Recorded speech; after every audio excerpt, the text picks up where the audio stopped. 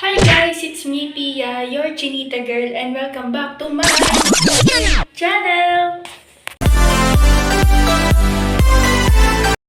Yun guys, for today's video, may niisip na naman akong bagong vlog. Walang iba kundi ang a day in my life. So, sa madaling sabi ko anong ginagawa ko, tsaka tambay mo.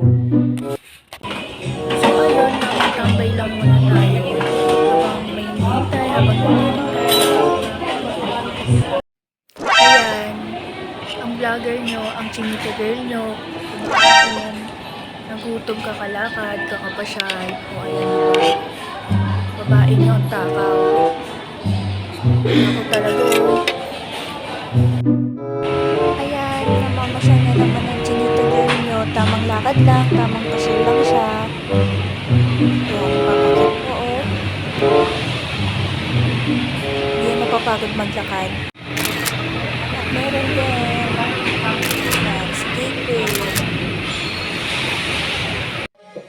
So ayan guys, mahilig kasi ako makinig ng mga music. So sa TV pwede kasing mag-YouTube.